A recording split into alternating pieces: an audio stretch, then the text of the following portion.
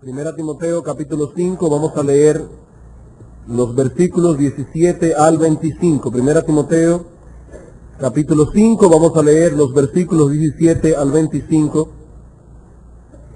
Dice el apóstol Pablo: los ancianos que gobiernan bien sean tenidos por dignos de doble honor, mayormente los que trabajan en predicar y enseñar.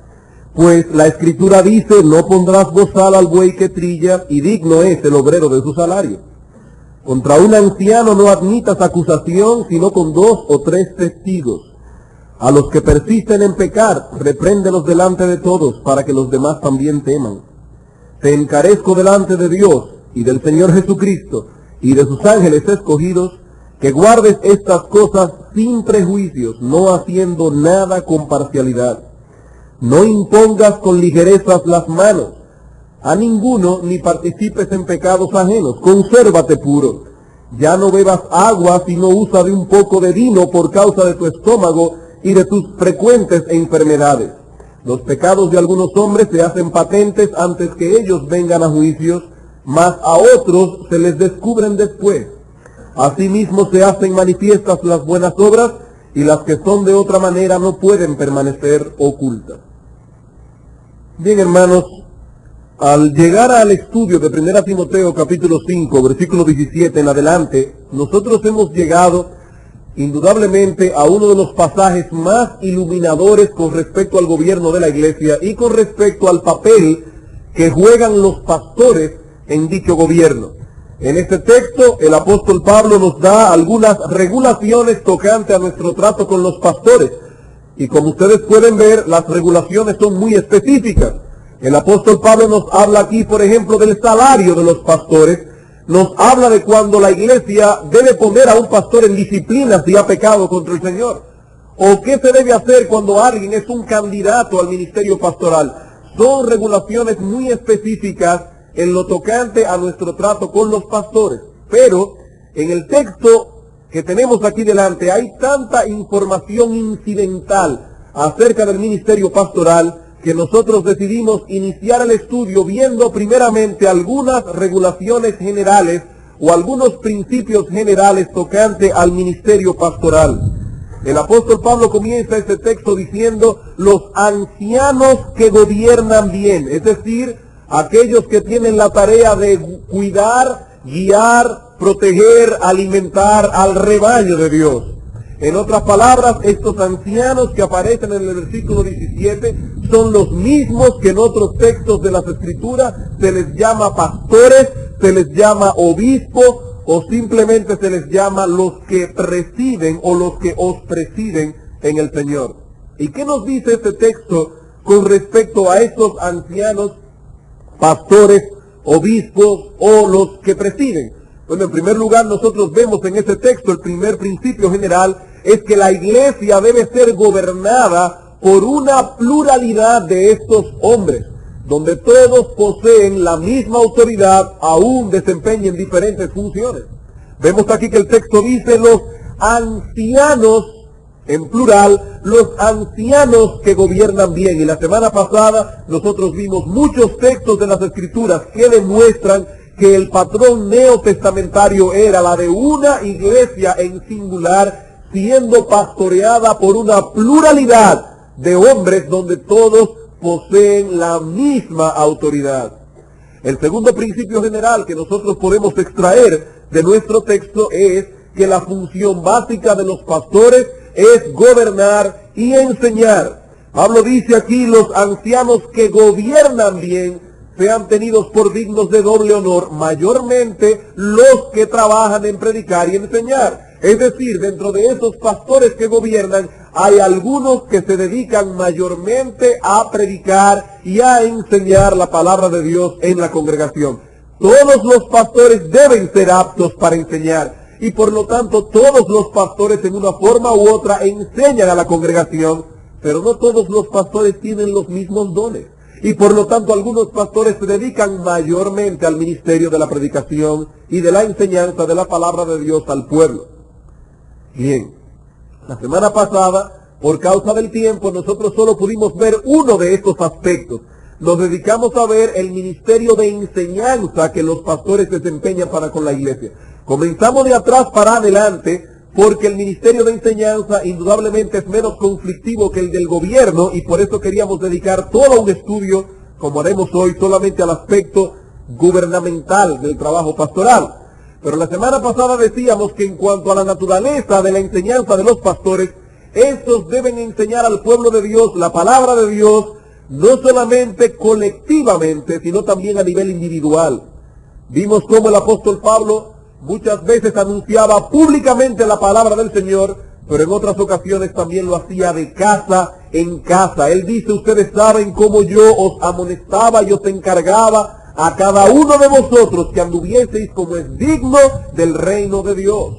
A cada uno de vosotros, a cada hermano en particular. El pastoreo debe ser colectivo y debe ser también individual. Y en cuanto al alcance de este ministerio de enseñanza, decíamos que los pastores tienen la obligación de enseñar al pueblo de Dios todo el consejo de Dios. Dice el apóstol Pablo a los ancianos de Éfeso, yo no rehuí enseñaros nada que fuese útil, nada que fuese útil. Cuando el Señor Jesucristo fue tentado en el desierto, Él le respondió a Satanás con un texto que se encuentra en Deuteronomio. No solo de pan vivirá el hombre, sino ¿de qué cosa? De toda palabra que sale de la boca de Dios. No de algunas palabras que salen de la boca del Señor, sino que dice Cristo que el hombre es alimentado espiritualmente con toda palabra que sale de la boca de Dios. El texto clásico para enseñar la inspiración de las Escrituras es 2 Timoteo 3:16. ¿Y qué dice ese texto? Toda la Escritura es inspirada por Dios y útil para enseñar, para corregir, para redarguir, para instruir en justicia.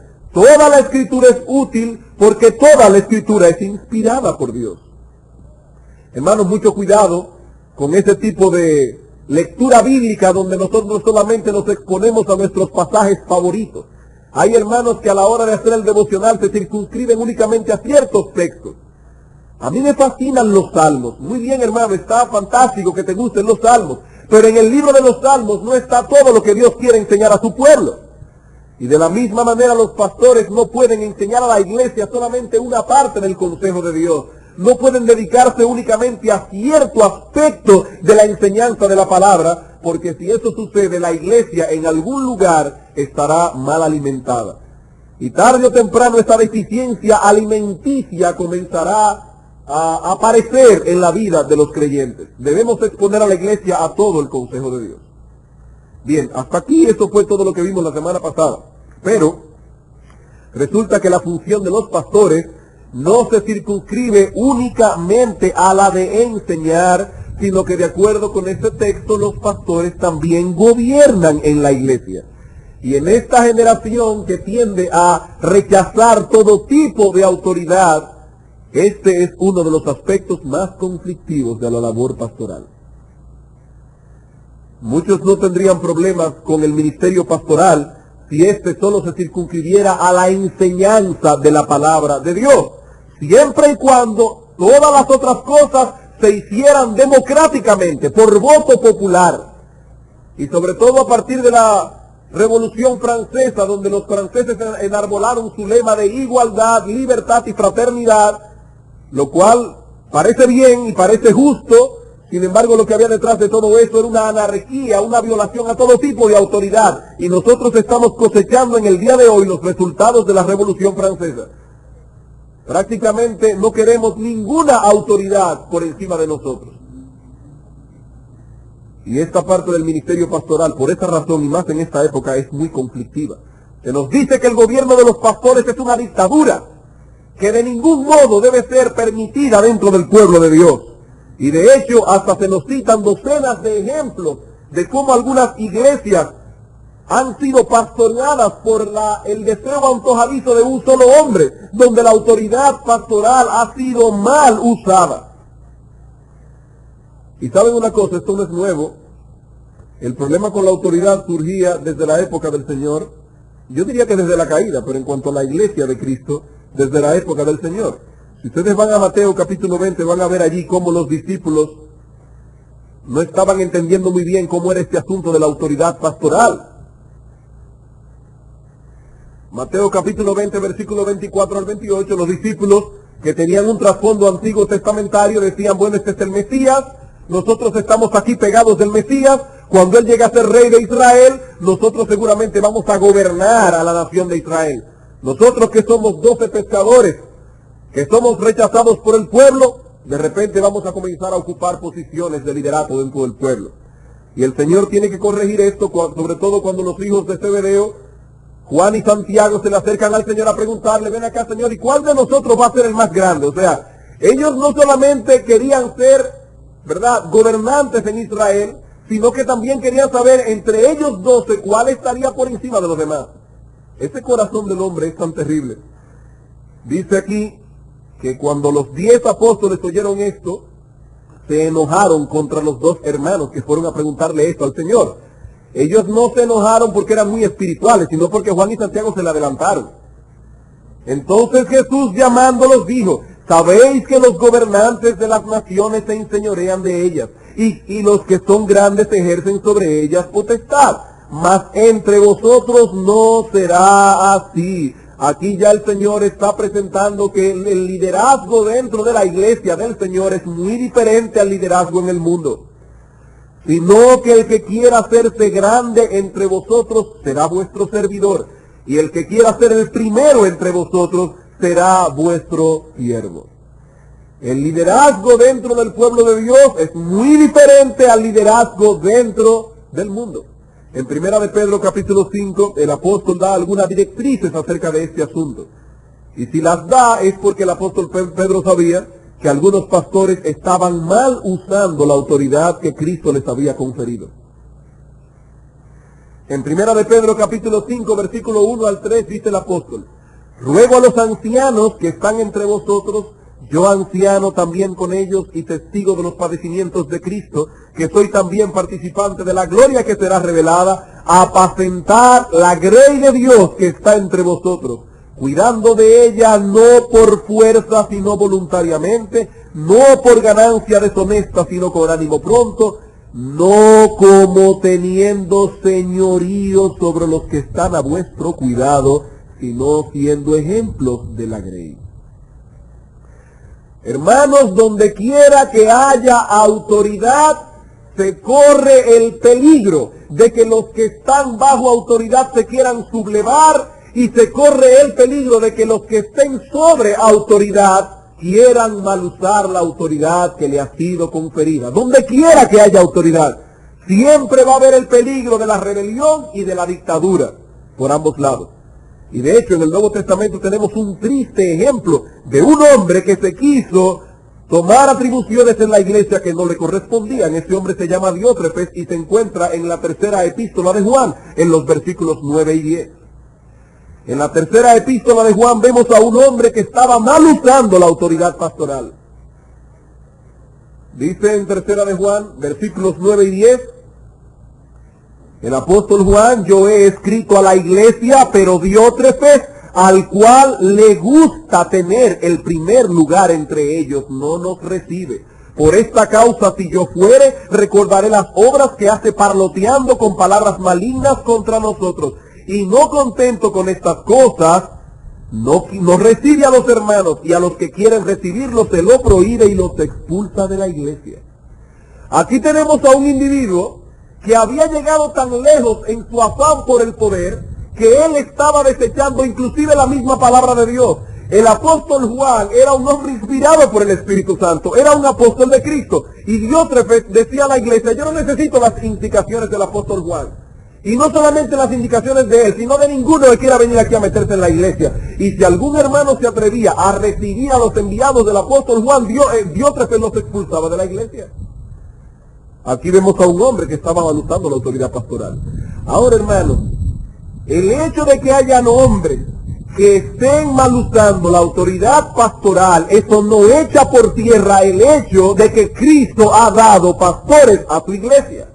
Y eso no quita el hecho ni lo echa por tierra de que esos pastores realmente tienen autoridad sobre la grey en ciertos asuntos. Y que esos pastores gobiernan en la iglesia.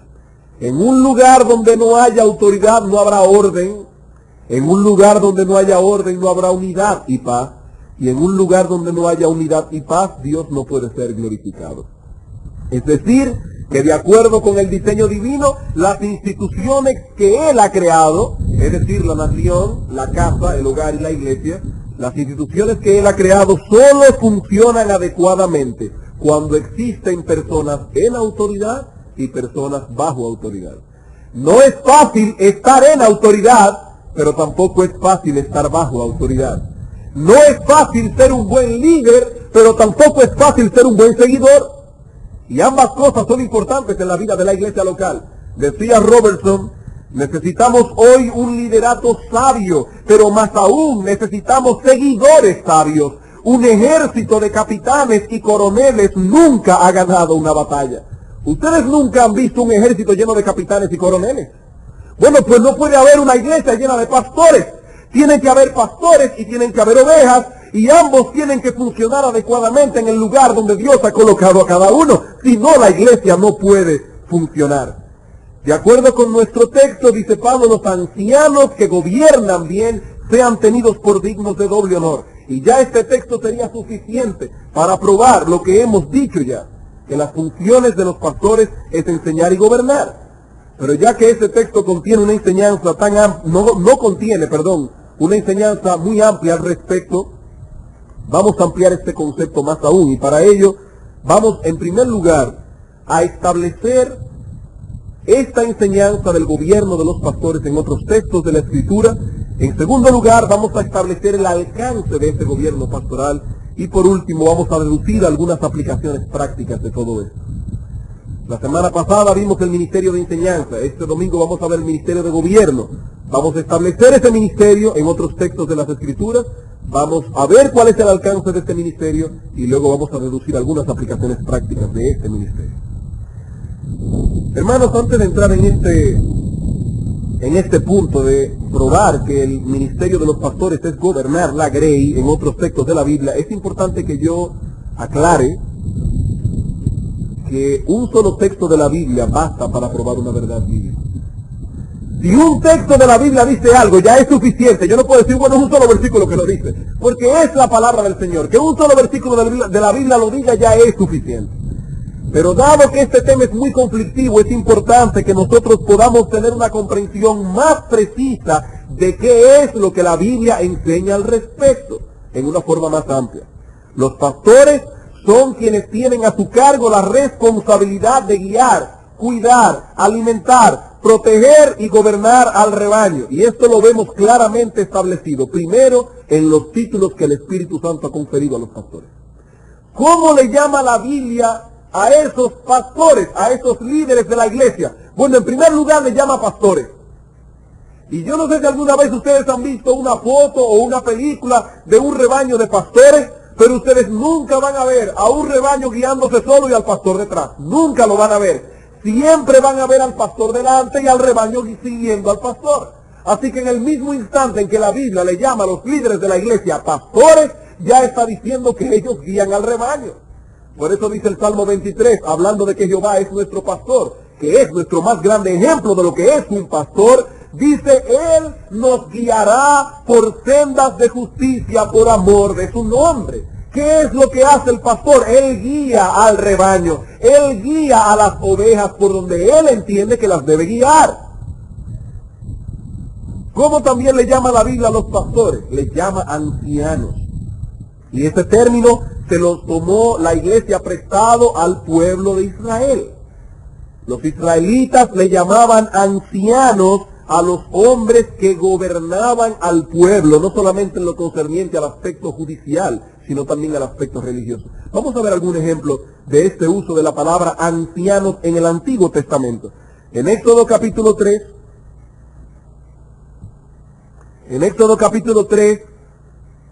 el Señor se le aparece a Moisés en una zarza ardiendo. Ustedes recuerdan este pasaje, una historia que seguro que hasta los niños que están aquí la han leído alguna vez, o se la han dado en la escuela dominical. Moisés está pastoreando las ovejas de su suegro, de repente se encuentra una zarza que está ardiendo pero no se acaba de quemar. Y Moisés le entra curiosidad por saber por qué esa zarza arde pero no se quema, se acerca a la zarza, y la voz de Jehová le sale desde la zarza diciendo: Moisés, Moisés, quita el calzado de tus pies, porque el lugar donde estás tierra santa es. Y allí es cuando Dios comienza a darle a Moisés directrices de que él iba a libertar al pueblo de Israel. Noten lo que le dice Dios a Moisés en el versículo 16. Ve y reúne a los ancianos y diles: Jehová, el Dios de vuestros padres, el Dios de Abraham, de Isaac y de Jacob, me apareció diciendo: en verdad os he visitado y he visto los que se os hace en Egipto. Versículo 18, y oirán tu voz, e irás tú y los ancianos de Israel al rey de Egipto, y le diréis: Jehová, el Dios de los hebreos, nos ha encontrado. Por tanto, nosotros iremos ahora camino de 3 días en el desierto para que ofrezcamos sacrificios a Jehová. En primer lugar, vemos que Dios le dice a Moisés: vete a los ancianos de Israel. ¿Y por qué a los ancianos? Porque ellos representaban al pueblo. Y luego le dice: y cuando hayas hablado con los ancianos, ve delante de Faraón de Egipto, tú y los ancianos de Israel, a decirle: deja ir a mi pueblo a servirme al desierto. Los ancianos de Israel representaban al pueblo. Ellos tenían una labor de gobierno dentro del pueblo, y Dios aquí está reconociendo eso. Un ejemplo interesante de eso lo vemos en el capítulo 12. En el capítulo 12 viene ya la última plaga, la muerte de los primogénitos. Y es allí cuando el Señor instituye la fiesta de la Pascua. En el versículo 3, Dios le dice a Moisés: hablad a toda la congregación de Israel diciendo: en el 10 de este mes, tómese cada uno un cordero según las familias de los padres, un cordero por familia, etcétera. Aquí el Señor comienza a dar regulaciones acerca de la Pascua. Pero el texto dice: hablad a toda la congregación de Israel. La pregunta que debemos hacernos es: ¿cómo entendió Moisés que debía cumplir este mandato? Vayan conmigo al versículo 21. Él debía hablar a toda la congregación de Israel, pero en el versículo 21 dice: y Moisés convocó a todos los ancianos de Israel. ¿Por qué Moisés convocó a los ancianos? Porque él entendía que él no tenía un altavoz y una bocina para hablar a la multitud que estaba allí reunida. Él simplemente tenía que hablar a los ancianos, y los ancianos habrían de transmitir esa información al pueblo de Dios. Deuteronomio capítulo 5. Deuteronomio capítulo 5. Es muy importante, hermanos, establecer este principio.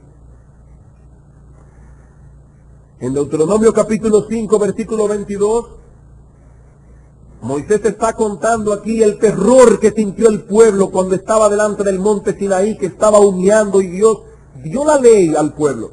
Estas palabras habló Jehová a toda vuestra congregación en el monte, de en medio del fuego, de la nube y de la oscuridad a gran voz, y no añadió más.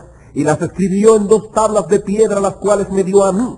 Y aconteció que cuando vosotros oísteis la voz de en medio de las tinieblas, y visteis el monte que ardía en fuego, vinisteis a mí todos los príncipes de vuestras tribus y vuestros ancianos, y dijisteis: he aquí Jehová nuestro Dios nos ha mostrado su gloria y su grandeza, y hemos oído su voz de en medio del fuego. Ahora pues, dicen los ancianos y los príncipes, no queremos morir oyendo otra vez la voz de Dios. Ve tú, Moisés, y que Dios te habla a ti, y tú nos lo vas a ver saber a nosotros. Pero ¿quiénes fueron a hablar con Moisés? Los príncipes y los ancianos de Israel. Y esa autoridad que los ancianos tenían en el pueblo de Israel permaneció vigente hasta la época del Nuevo Testamento.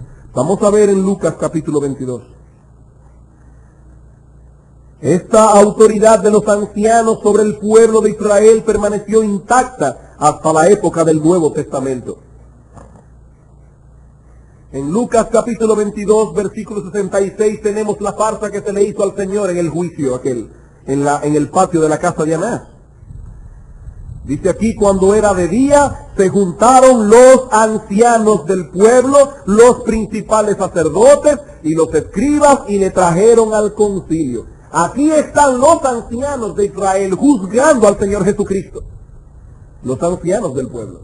Y en Hechos capítulo 22 también vemos que fueron los ancianos del pueblo de Israel quienes le dieron permiso al apóstol Pablo, cuando era todavía un inconverso, para ir a Damasco a buscar preso a los cristianos y traerlos de vuelta a Jerusalén. Dice en Hechos capítulo 22, versículo 4 al 5, Pablo dando su testimonio: perseguía yo este camino hasta la muerte, prendiendo y entregándola en cárcel a hombres y mujeres, como el sumo sacerdote también me es testigo, y todos los ancianos, de quienes también recibí cartas para los hermanos. Hermanos, yo quiero hacerles una pregunta. Cuando los hermanos de la iglesia primitiva comenzaron a tener líderes, y ellos llamaron a esos líderes ancianos, ¿qué era lo que había en la mentalidad de esos hombres? Recuerden que la iglesia comienza precisamente en Jerusalén, en un contexto donde todos los cristianos eran israelitas, y si ellos llamaban a sus líderes ancianos, es porque ellos entendían que esos ancianos tenían la función de gobernar al pueblo. Si no, le hubieran llamado otra cosa, pero no le hubieran llamado ancianos. Ahora bien, a medida que la iglesia del Señor comenzó a salir del seno del judaísmo, del seno del pueblo judío, y comenzó a mezclarse con los gentiles, entonces se acuñó otro título para dárselo a los ancianos, y fue el título de obispo. Entre los gentiles se le llamaba obispo a los que tenían la función de gobernar al pueblo. Por eso los traductores de la Biblia hebrea al griego, es decir, los autores de la Septuaginta, usaron la palabra episcopos, que es la traducción de la palabra obispo, para traducir aquellos pasajes donde se hablaba de los gobernantes de Israel. Por ejemplo, no busquen estos textos, los voy a buscar muy rápidamente. Dice en Números 31:14, para los que toman nota: y se enojó Moisés contra los capitanes del ejército, contra los jefes de millares y de centenas que volvían de la guerra. ¿Saben cuál fue la palabra que usaron los autores de la Septuaginta para traducir la palabra jefe? La palabra obispo. La palabra episcopo, porque ellos entendían que los obispos eran jefes. En Jueces capítulo 9, versículo 28, ocurre exactamente la misma traducción. En Jueces número 9, versículo 28, y Gaal, hijo de Ebed, dijo: ¿quién es Abimelech y qué es Siquem para que nosotros le sirvamos? No es hijo de Jerobaal y no es Zebul ayudante suyo. La palabra ayudante ahí es episcopo. Alguien dirá: pero fíjate, él era un ayudante. No.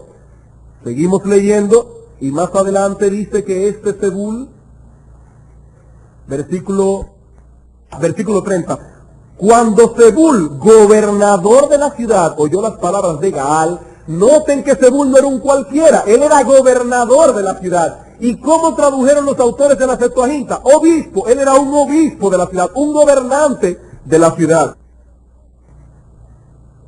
Que la palabra episcopos la usaron los autores de la Septuaginta para traducir la palabra gobernador, la palabra jefe. Es decir, que estos hombres, en la connotación del pueblo, aún en el tiempo en que la iglesia comenzó a expandirse entre los gentiles, ellos entendían que los pastores tenían la función de gobernar al pueblo de Israel. Otro término que se usa en la escritura, distinto a los anteriores, es en Hebreos capítulo 13, versículos 7 y 17, que Reina Valera tradujo pastores. Dice: obedeced a vuestros pastores, estad sujetos a vuestros pastores. Y la palabra pastores allí es la palabra griega hegeomai, de donde viene nuestra palabra en castellano hegemonía. Esta palabra literalmente significa liderear, ir delante, gobernar, tener autoridad sobre un grupo de personas. Es decir, que los pastores son aquellos que liderean, gobiernan al pueblo de Dios. Y la última expresión que aparece en la Escritura está en 1 Tesalónicas 5:12, donde dice: os rogamos, hermanos, que reconozcáis a los que trabajan en el Señor y os presiden y os amonestan.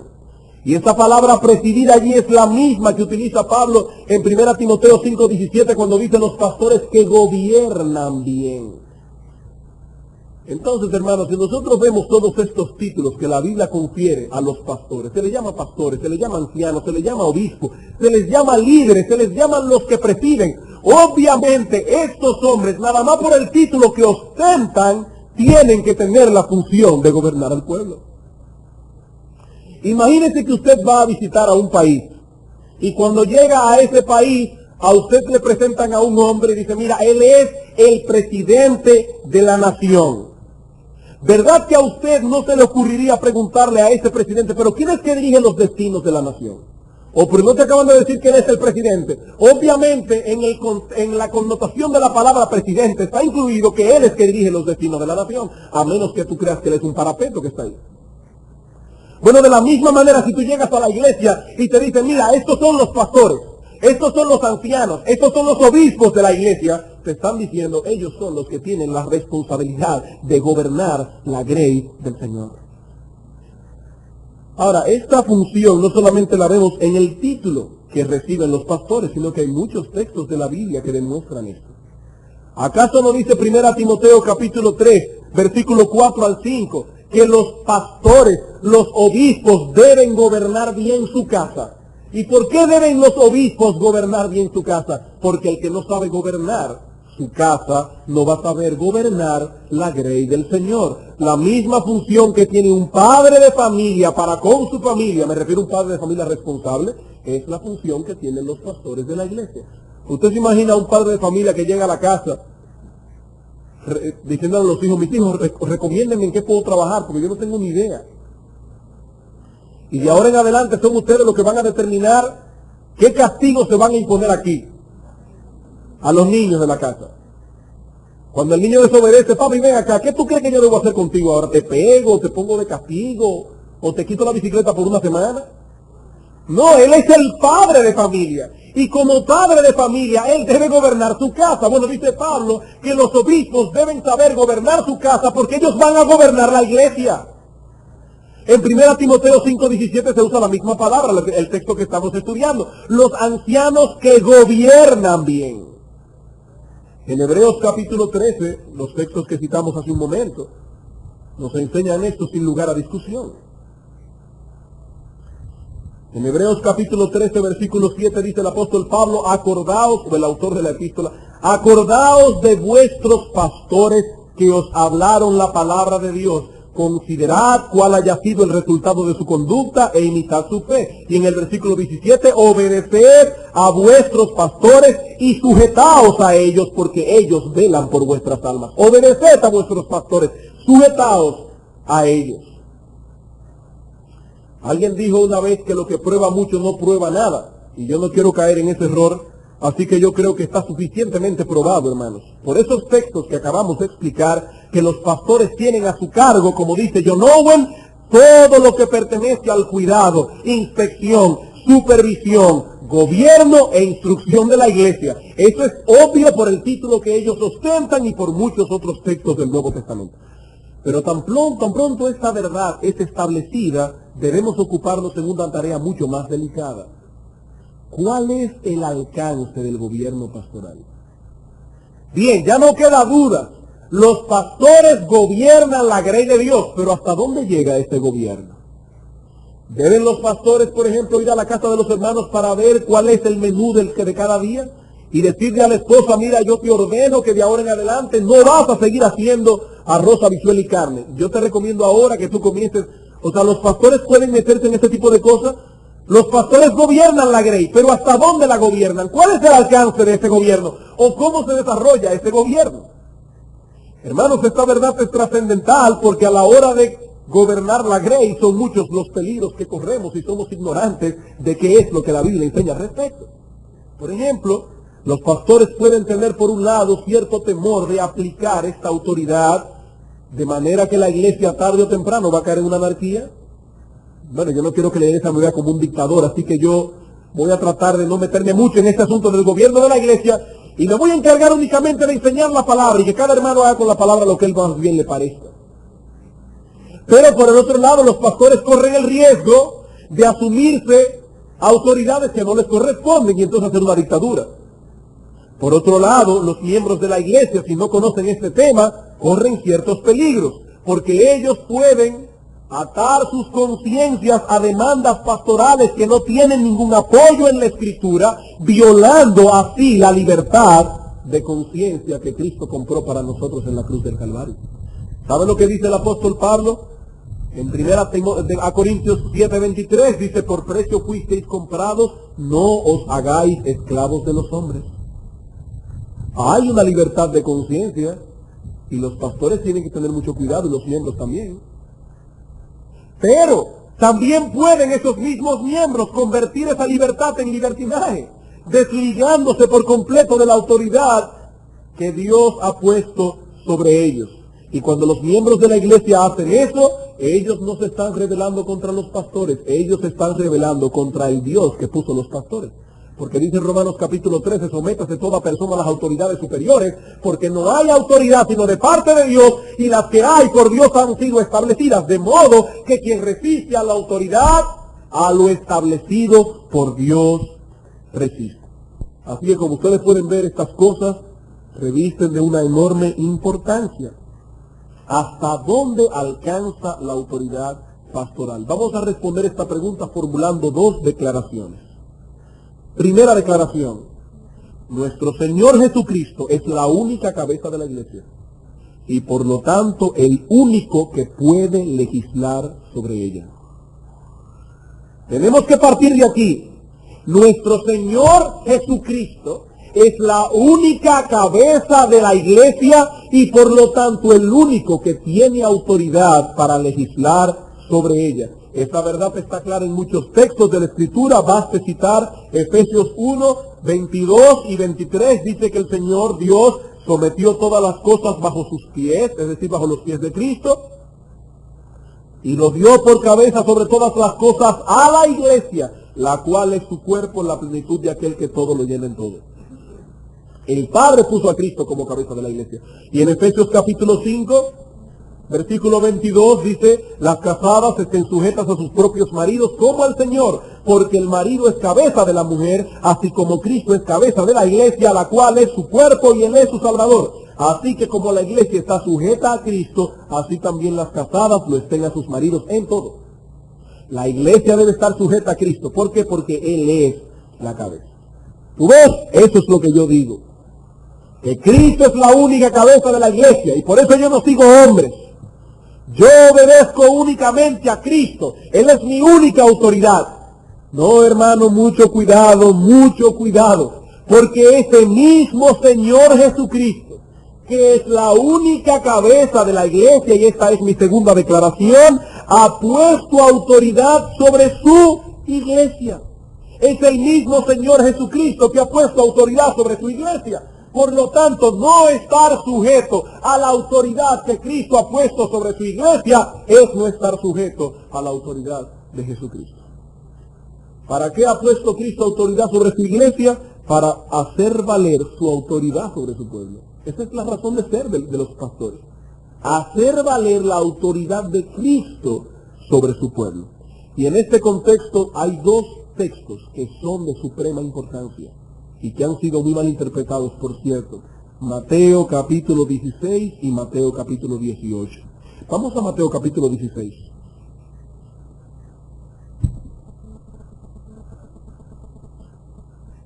No vamos a leer el texto completo, pero ustedes recuerdan, el Señor llama a los apóstoles y les dice: ¿quién dicen los hombres que es el Hijo del Hombre? Bueno, algunos dicen que tú eres Juan el Bautista, otros que tú eres Elías, o alguno de los profetas. ¿Y ustedes quién dicen quién soy? Tú eres el Cristo, el Hijo del Dios viviente. Pedro es quien ha dado la respuesta.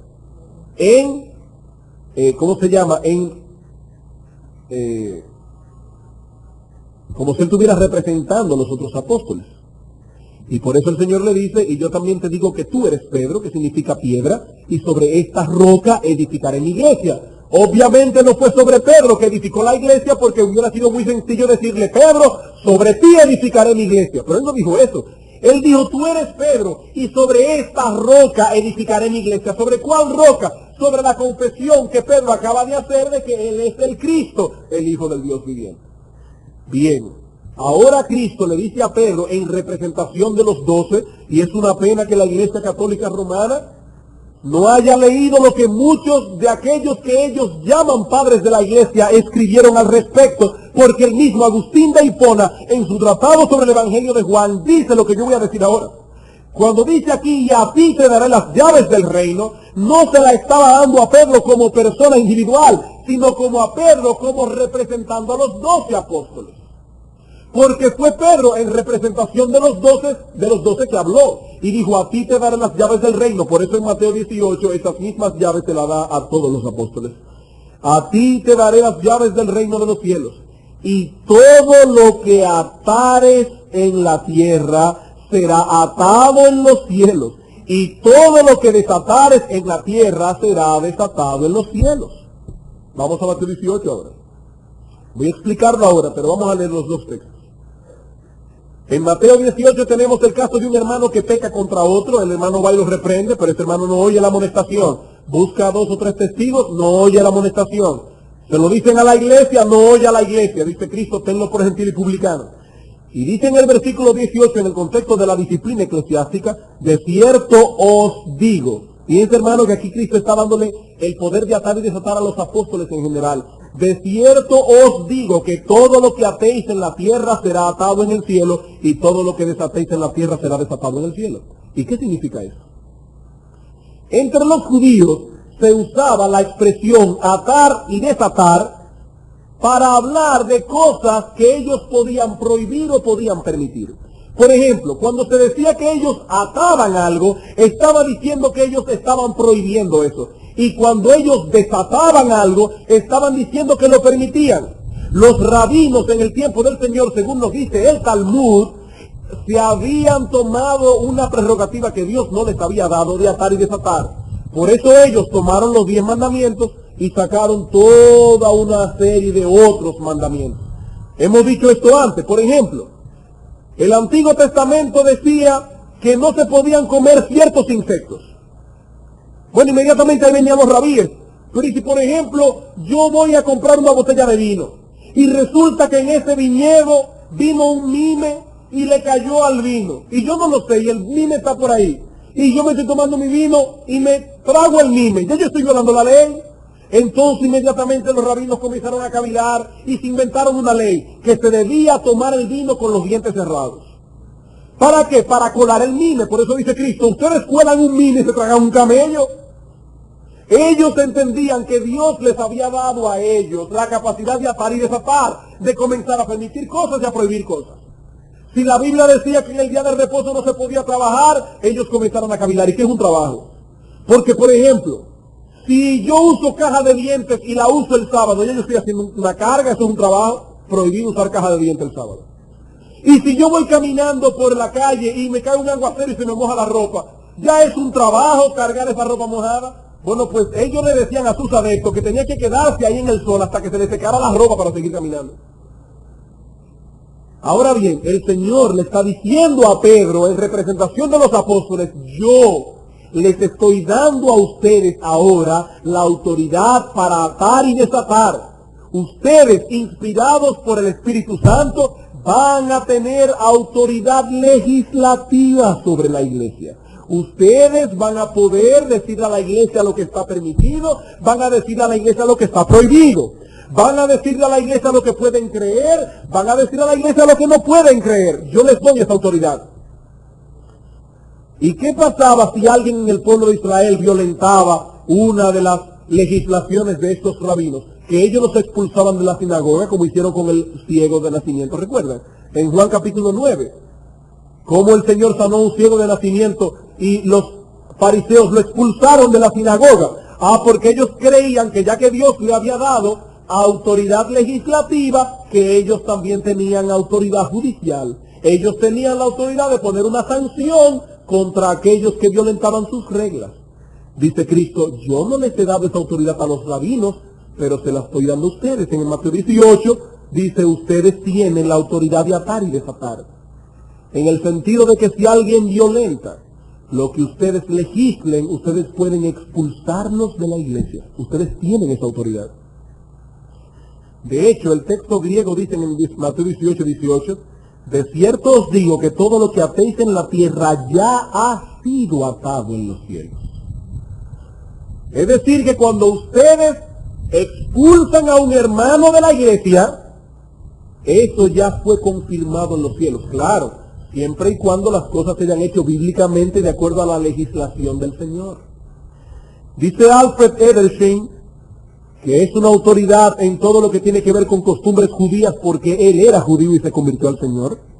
Dice él, estos dos poderes, el legislativo y el judicial, el cual pertenecía al oficio rabínico, Cristo ahora lo ha transferido, y esto no como una pretensión, sino como una realidad a sus apóstoles. ¿Por qué él dice eso? Porque los rabinos eran unos pretenciosos. Ellos pretendían poseer estas autoridades, pero Cristo realmente se las confirió a los apóstoles, el poder legislativo y el poder judicial. Bien, ¿cuál es entonces la función de los pastores en todo esto? Los pastores tienen poder, no tienen poder para atar y desatar en el sentido en que los apóstoles lo tuvieron. Los apóstoles sentaron la base en el Nuevo Testamento sobre la cual habrían de actuar los pastores divinamente constituidos. En su papel como líderes de la grey de Dios, los pastores tienen el deber de enseñar autoritativamente la verdad que Dios ha revelado en su palabra, a la vez que tienen la responsabilidad de velar autoritativamente porque los hermanos de la iglesia vivan a la altura de las doctrinas reveladas. Y por otro lado, porque la iglesia, ellos deben velar porque la iglesia sea organizada de acuerdo con los principios revelados en la palabra de Dios. Todo eso está en manos de los pastores. Vamos a poner algunos ejemplos. La Biblia dice que el culto debe ser con orden, decentemente y con orden, porque Dios es un Dios de paz. Aparece un hermano y dice, ¿en qué versículo de la Biblia dice que las sillas de la iglesia pueden ser acordonadas para que los que lleguen tarde se sienten atrás? Busca un versículo bíblico. Bueno, hermano, honestamente no hay ningún versículo bíblico. Pero entiende que hay un principio bíblico. El culto debe ser desempeñado con orden. Los pastores de la iglesia tienen la autoridad de velar porque ese orden se cumpla. Hay cosas específicas que no están en la palabra del Señor, pero Dios ha dado una inteligencia para pensar y velar cómo se pueden cumplir esos principios en la Escritura. ¿Dónde dice la Biblia que los cultos tienen que comenzar a las 10 de la mañana? Bueno, hermano, mira, realmente no hay ningún versículo bíblico que lo diga.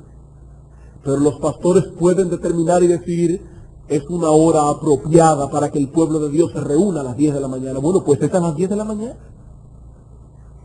¿Dónde dice la Biblia que la Santa Cena debe ser una vez al mes? En ninguna parte de la Biblia. Ni dice que debe ser todos los domingos tampoco. Y es función de los pastores legislar sobre esas cosas, porque Dios los ha puesto a gobernar la grey del Señor. Yo recuerdo todavía en la triste historia de nuestra iglesia, cuando esta iglesia era democrática en todos sus asuntos. Hay que comprar 50 sillas. Hubo una reunión a toda la iglesia para comprar 50 sillas. Bien, hermanos, necesitamos comprar 50 sillas. ¿Quiénes secundan la moción? Levantando la mano y decir, hermano, un momento, yo considero que deben ser 75. Ah, bueno, hay otra moción, deben ser 75. Bien, ¿quiénes votan porque sean 75? Levanta la mano, uno, dos, ganarlo de 75. Después venía de qué color son las sillas. Bueno, uno decía que debía ser verde, otro que debía ser gris, y nos pasábamos una hora entera discutiendo acerca de una silla. Yo creo que Dios ha dado los pastores de la iglesia para legislar y gobernar esas cosas. Ellos tienen la autoridad dada por el Señor para guiar a la grey del Señor a los principios estipulados en la palabra del Señor. Ahora bien, hermanos, ¿pueden los pastores recibir consejos de un hermano que no esté de acuerdo con lo que se ha hecho? Claro que sí. Y de hecho en la iglesia ha sucedido. Yo le voy a dar un ejemplo. Los pastores de la iglesia nos reunimos todos los domingos en la mañana, desde hace más de 4 años o 5 años atrás. Todos los domingos en la mañana nos reunimos antes del culto con los diáconos para orar por el culto de adoración y para tener un pequeño devocional. Esa reunión la teníamos a las 9:30 de la mañana hace muchísimo tiempo. Pues resulta que un hermano se acercó a uno de los pastores, un hermano de la iglesia, y nos dijo, hermanos, yo encuentro que la hora de esa reunión de ustedes no es apropiada. Porque resulta que cuando ustedes tienen su reunión a las 9:30, es precisamente a esa hora que los hermanos de la iglesia comienzan a venir al culto. Y no hay ningún líder allí en la puerta para recibirlos, para darle la bienvenida, y eso es importante. Yo creo que los hermanos deben ver a sus líderes allí esperando a la iglesia. Bueno, pues ese pastor llevó esta moción a los pastores de la iglesia, y los pastores vimos que ese hermano tenía razón. ¿Qué hicimos? Pusimos la reunión a las 9 de la mañana, terminamos a las 9:30 y entonces todos los pastores y diáconos salen a la puerta a recibir a los hermanos de la iglesia. Tan sencillo como eso. Aquí no hay una dictadura, somos hermanos en Cristo. Pero hermanos, entiendan que en toda institución donde hay gente tiene que haber orden y tiene que haber gobierno, porque cada cabeza es un mundo. Si aquí le decimos a los hermanos, decidan ustedes a qué hora es el culto, vamos a tener un culto a las 7, otro a las 8, otro a las 9, otro a las 10. Porque cada hermano va a tener una idea diferente al respecto. Bueno, tiene que haber una organización que decida qué es lo que se va a hacer. Y aquí nosotros vemos un balance perfecto en el Nuevo Testamento. Los pastores ciertamente poseen autoridad, una autoridad divinamente constituida y que por tanto debe ser respetada por todo creyente, pero dicha autoridad es delegada. Delegada. Los pastores se encuentran a su vez bajo la autoridad de Cristo. Ellos no tienen derecho a esclavizar la conciencia de los demás a sus criterios personales. No tienen ese derecho. Si yo como pastor creo que no es conveniente para mí particularmente ir a la playa, yo no puedo pararme en el punto y decir, hermano, es prohibido ir a la playa. No, porque eso es un criterio personal que yo tengo. Yo no tengo derecho a legislar sobre la conciencia de nadie, porque esa conciencia Cristo la ha hecho libre. Y me llamó la atención leer en las instituciones de Juan Calvino, un hombre que hablaba con mucho peso sobre la autoridad pastoral, lo que él escribe acerca de esto. Dice él, el fin de esta discusión es reprimir el excesivo y bárbaro dominio que se toman sobre las almas los que quieren ser tenidos por pastores de la iglesia, pero que en realidad no son más que crueles verdugos.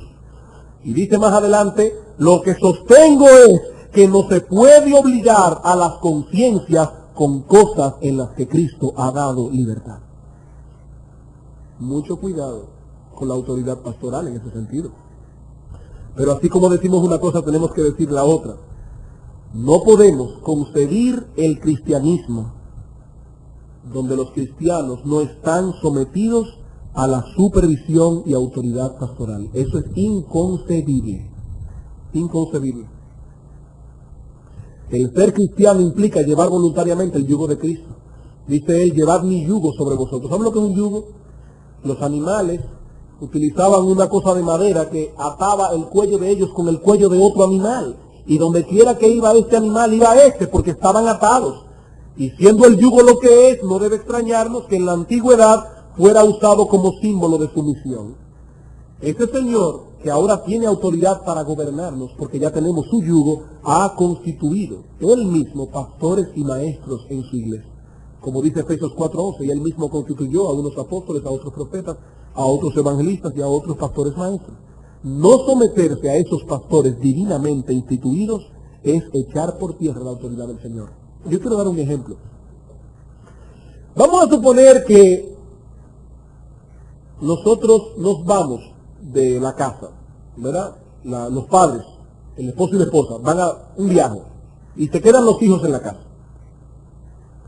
Y entonces uno busca a un tío o una tía para que se quede cuidando a los niños. Y los padres delegan autoridad en ese tío y en esa tía. Y llaman a los niños y dicen, miren niños, tío fulano o tía fulana es el que se va a encargar ahora de cuidarlos a ustedes. Y él tiene mi autoridad.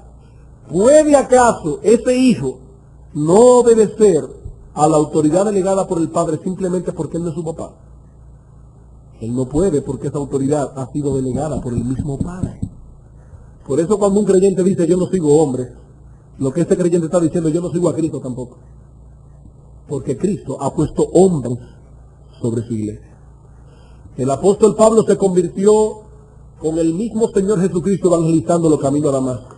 Pero inmediatamente Pablo le dice, el Señor le dice a Pablo, vete a Damasco, y el Señor envió a Ananías para que Ananías instruyera a Pablo en sus primeros días. Y yo me pregunto, así como Pablo se convirtió milagrosamente, el Señor no pudo haberlo discipulado milagrosamente también, sí, pero el Señor quería hacerle ver a este hombre que era todo un fariseo y una personalidad, que él no era nadie en el pueblo del Señor y que él también tenía hombres encima de él. Y Pablo tenía que aprender eso desde el principio. Los pastores gobiernan la iglesia, por eso Dios muy sabiamente ha involucrado a la iglesia en la elección de sus líderes, como lo vemos en Hechos 6 y en Hechos 14:23, donde dice que los apóstoles constituyeron ancianos en cada iglesia, y la palabra constituir significa votación con mano alzada, y la idea es que ellos involucraron a la iglesia en la elección de sus líderes. Es como una esposa.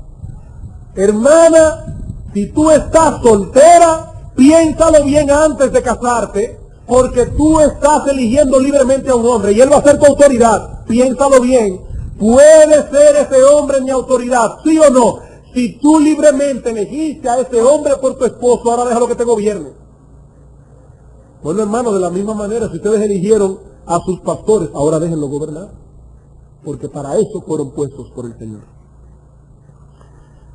Bien, a modo de conclusión, quisiera que veamos algunas lecciones prácticas que podemos extraer de todo eso. O sea, que lo podemos hacer como conclusión o como tercer punto. Algunas conclusiones prácticas que podemos extraer de todo esto. Hermanos, yo sé que nos hemos extendido un poco, yo sé que no hay luz, pero ayer estuvimos viendo con los jóvenes de la iglesia cómo era un culto puritano. Y resulta que a veces ellos tenían ciertos cultos de ayuno y oración en el mismo domingo. Comenzaban a las 9 de la mañana y terminaban a las 4 de la tarde. Así que aguanten un poquito. En primer lugar, esta enseñanza que acabamos de dar pone un peso enorme sobre los pastores, al entender que ellos han sido llamados a ser administradores de los misterios de Dios. Primera a los Corintios, capítulo 4, versículo 1. Esta enseñanza pone un enorme peso sobre los pastores, primeramente, al entender que ellos han sido llamados a ser administradores de los misterios de Dios. Dice el apóstol Pablo, así pues, téngannos los hombres por servidores de Cristo y administradores de los misterios de Dios. Hermanos, nosotros los pastores, según ese texto, somos ante todo, ¿qué cosas? Somos siervos de Cristo. Y de ahí parte todo lo demás. Como siervos de Cristo que somos, estamos llamados a administrar sus misterios, es decir, las cosas que Cristo ha revelado a su iglesia. Si somos siervos de Cristo, lo primero que debemos hacer es fortalecer cada día más nuestra relación con Él, de modo que podamos estar seguros que ni el ministerio siquiera se está interponiendo entre Él y nosotros. ¿Y qué estamos llamados a hacer como servidores de Cristo? Administrar su revelación. Y por eso los pastores, antes que nada, tienen que estar seguros de que ellos están creciendo cada vez más en el conocimiento de la palabra del Señor. Nosotros simplemente estamos aquí para gobernar la grey de acuerdo a los principios bíblicos. Y por eso es tan importante que los pastores constantemente estén sacando y extrayendo de la Escritura lo que es la voluntad de Cristo para su iglesia. Por eso Pablo dice, os rogamos, hermanos, que reconozcáis a los que trabajan entre vosotros y os presiden en el Señor. ¿Y por qué dice os presiden en el Señor? Porque ellos no tienen autoridad por sí mismos en la iglesia. Es como la luna y el sol. La luna no brilla por sí mismo. La luna brilla por el resplandor del sol entre ellas. Pero ¿qué sucede si la tierra se interpone entre la luna y el sol? Que la luna deja de brillar, porque el brillo de la luna es prestado. Bien, hermanos, la autoridad de los pastores sobre la iglesia es prestada. Es una autoridad como cualquier otra autoridad, pero solo es autoridad en la medida en que esos pastores se someten a Cristo. La segunda enseñanza que podemos extraer de este texto es que esto nos muestra, hermanos, cuán necesitados estamos de la iglesia y su ministerio para desarrollarnos como cristianos en nuestra vida. ¿Saben lo que dice Efesios capítulo 4, versículo 8? Que Cristo, subiendo a lo alto, llevó cautiva la cautividad y dio dones a los hombres. ¿Y saben cuáles son uno de esos dones? Los pastores de la iglesia, según el versículo 11. ¿Y saben cuál es la palabra que usa Pablo allí para don? No es la palabra que usa en 1 Corintios capítulo 12 para hablar de los dones espirituales, no. Ahí el apóstol Pablo usa la palabra regalo. Es decir, Cristo, subiendo a lo alto, llevó cautiva la cautividad. ¿Y qué significa eso? Bueno, en la antigüedad, cuando un rey, un gobernador, un príncipe, un capitán, iba a la batalla y cautivaba al pueblo, subyugaba al enemigo, le quitaba todo el botín. Le quitaba todas las joyas, todas las prendas, todas las cosas que ese pueblo tenía, y se los repartía entre los que habían peleado con él. En la mente judía, el Señor Jesucristo iba a ser un rey que iba a venir, iba a subir a Jerusalén, iba a libertar al pueblo de Israel, y entonces ellos iban a repartir el botín.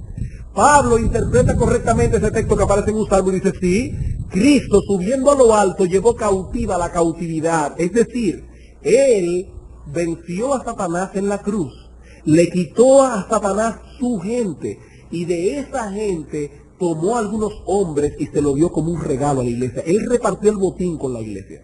Y uno de esos regalos son los pastores. Y como dice la Biblia que toda cosa buena desciende de lo alto, nuestro Señor Jesucristo no es un miserable. Él no está regalando cosas que no valen nada. Él no está regalando a su iglesia una cosa que no le va a servir para nada. Si el Señor Jesucristo ha dado los pastores a la iglesia como un regalo, es porque Él entiende que su iglesia necesitaba eso. Óigame, qué terrible para una mujer cuando el esposo se le aparece el día del aniversario de boda con una cosa que ella no sabe ni para qué lo va a utilizar. Y ella, ay, gracias, pero ella dice, ¿para qué? Porque me regaló esto. Una silla de montar caballo, yo no tengo caballo, yo no entiendo esto. Bueno, de la misma manera el Señor Jesucristo, que es sabio, le ha dado a su iglesia pastores. ¿Saben por qué? Porque Él entiende que su iglesia necesita pastores. Hermanos, esta institución de los pastores en la iglesia, ¿saben lo que es? Un mecanismo que el Señor ha utilizado para humillarnos y para enseñarnos que no somos autosuficientes. El ministerio pastoral nos humilla. ¿Saben por qué? Porque nos dice que necesitamos personas que nos guíen en nuestras vidas cristianas. Y no solo los miembros necesitan eso, los pastores lo necesitan también. Los pastores tienen que ser pastoreados. Los pastores también necesitan supervisión. Por eso los pastores se cuidan unos a otros. En tercer lugar, esa necesidad de ser pastoreados nos enseña otra cosa. Y es que necesitamos ser miembros de una iglesia. Necesitamos ser miembros de una iglesia. Algunas personas se preguntan si es necesario ser miembros de una iglesia. Hermanos, a la luz de lo que hemos visto sobre el gobierno pastoral, nuestra respuesta no puede ser otra que un rotundo sí. Sí, necesitamos ser miembros de la iglesia. Necesitamos ser pastoreados. Saber incluso que podemos ser disciplinados en cualquier momento. En 1 Corintios 4:19 está muy claro eso.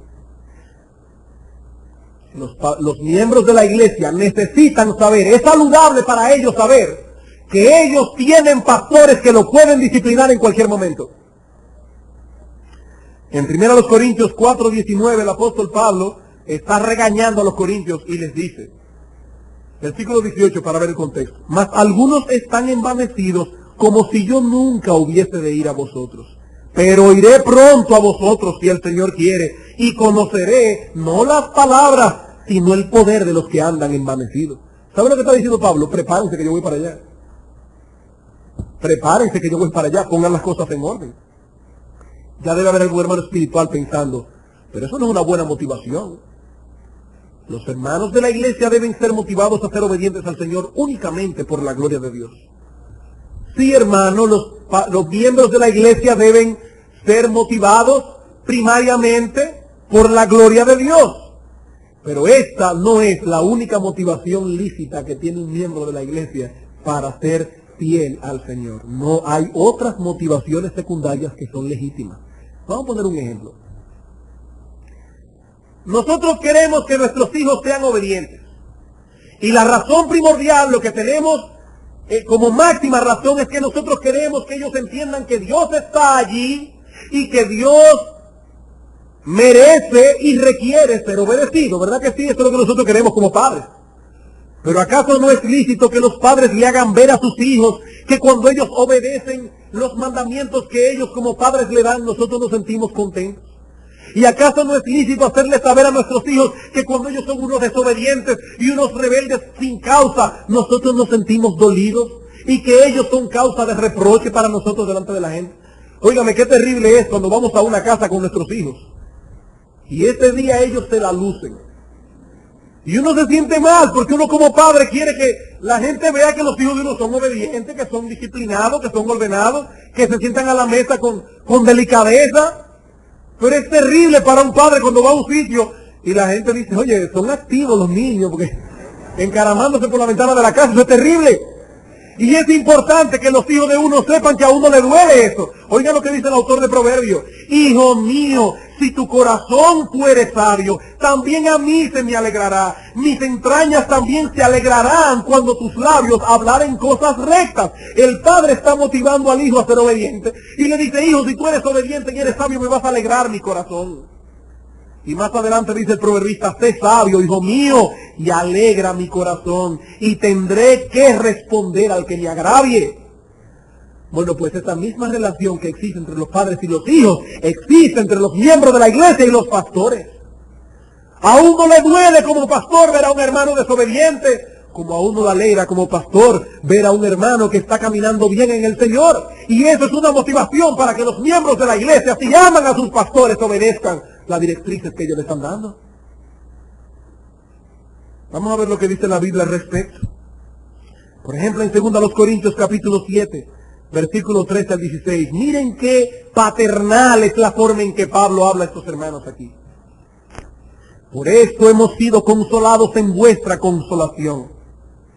Pero mucho más nos gozamos por el gozo de Tito, que haya sido confortado su espíritu por todos vosotros. Pues si de algo me he gloriado con él respecto de vosotros, no he sido avergonzado, sino que así como en todo os hemos hablado con verdad, también nuestro gloriarnos con Tito resultó ser verdad. Y su cariño para con vosotros es aún más abundante cuando se acuerda de la obediencia de todos vosotros, de cómo lo recibisteis con temor y temblor. Me gozo, dice Pablo, de que en todo tengo confianza en vosotros. ¿Saben lo que Pablo está diciendo? Oigan, qué contento yo estoy, porque yo le había dicho a Tito, Tito, yo te aseguro que si iglesia va a responder a mi amonestación.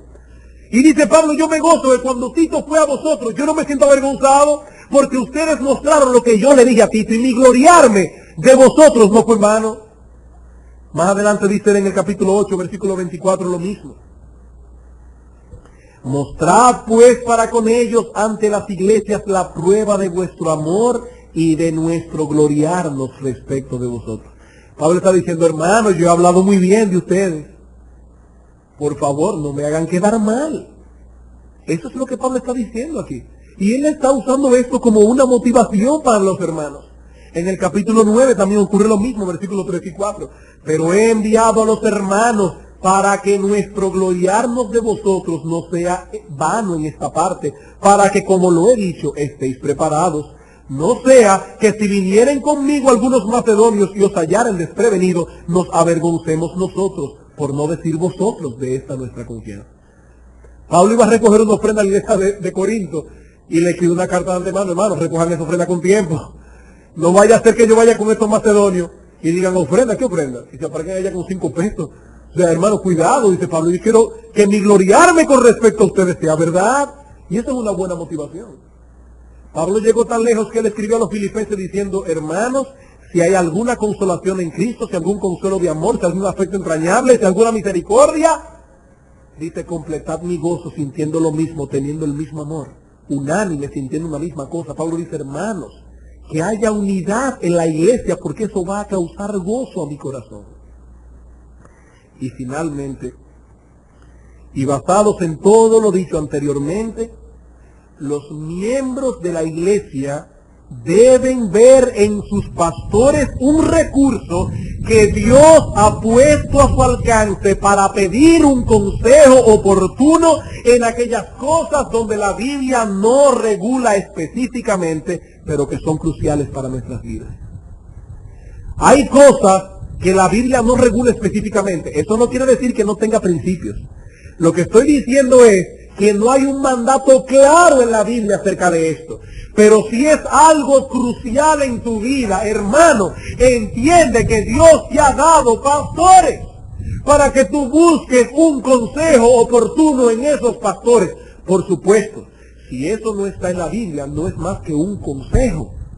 Pero es un consejo que tú debes ponderar, porque dice la Escritura, donde no hay dirección sabia caerá el pueblo, mas en la multitud de consejeros hay seguridad. Hay seguridad. Cuidado, hermanos, porque la excesiva independencia es un mal síntoma. La excesiva independencia es un mal síntoma.